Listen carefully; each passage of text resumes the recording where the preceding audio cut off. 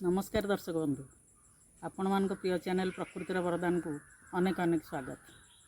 आज आम एमती गोटे वृक्ष पाखे आसी रहीचे तार गुण जिते कहले भी सरबनी। अमृत फल प्रदान करुवा ये गछटी हूँ अमृत वृक्ष अँला। आसीगला कार्तिक मास, अँला गछर पूजा विधि वर्तमान आरंभ हो कार्तिक मासरे।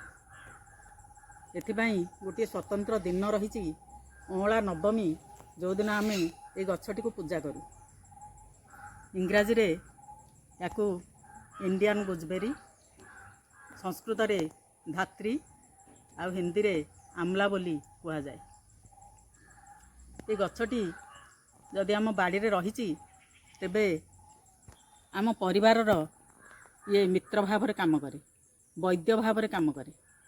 तेणु निहाती गछटी को आम रखा आउ पूजा मध्य करवा, कारण यार एते औषधीय गुण आपण निश्चय जानिले आश्चर्य हेबे।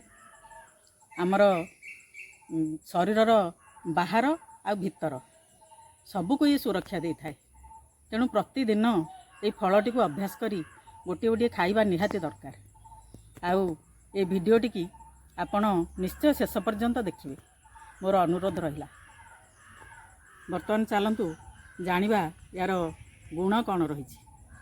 अँलारे प्रचुर परिमाण रे विटामिन सी रही, ता सहित आयरन, कैल्शियम और फस्फरस मध्य रही।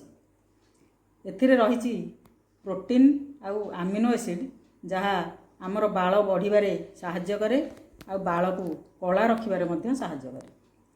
प्रतिदिन सकाळे जदि एमती ताजा अँला मिलूची ताहले 3टी अँला जदि आपण प्रतिदिन खाइबे, शरीर में जदि मेद होता है ताहले दूर हो। हृदय मध्य आमर सुदृढ़ रहिबो। आ नाकरू जदि रक्त पड़ुता है ताहले आमे कौन करिबा ना यार रस बाहर करके 3-4 चमच रस ए अँलार आमे जदि 2 बेला जाक पीबा ताहले नाकरू रक्त पड़िबा बंद हो जाए। याको आमे खरारे टुकुड़ा करके खरारे न सुखेकी आमे छाई सुखे दबा। खरारे सुखेले यार द्रव्य गुण सब नष्ट हो जाए।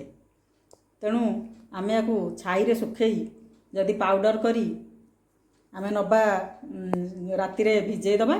आउ सकाळु सकाळु ताको छाणीकी 5 ग्राम गुंड पाउडर तार नबा।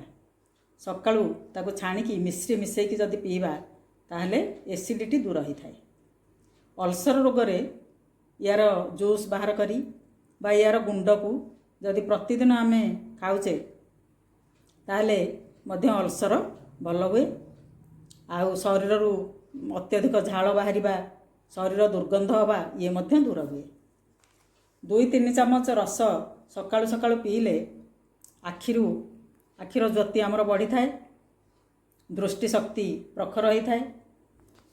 अँलार चूर्ण प्रतिदिन 2 बेला जाक अधा अधा चामच जदि खाइबा ताहले मध्य कोष्ठकाठिन्य दूर करे, रक्तहीनता मध्य दूर करे।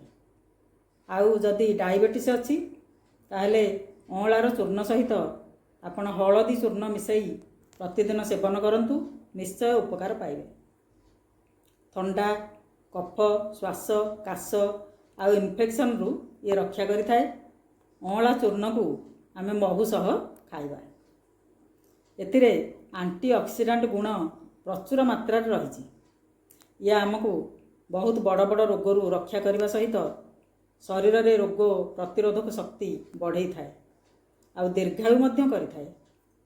यार रस को तुलारे नहीं मुहरे जदि लगेबा ताहले ये दाग दूर करे, सौंदर्य वृद्धि करे। जेकोसी उपाय रे याकू व्यवहार करिहबो। तेणु याकू प्रतिदिन आपण व्यवहार करने को भूलिबेनी। सकाळु खाली पेटरे प्रतिदिन अभ्यास करी यार 10 मिलीलीटर रस आपण सेवन करंतु। अधिका मात्रा रे नेले यह हजम प्रक्रिया को बाधा दे थाए। तेबे अँलार गुण बुझी ताकू निश्चय व्यवहार करेंगे। आज मैं विदाय दिंतु। जय जगन्नाथ।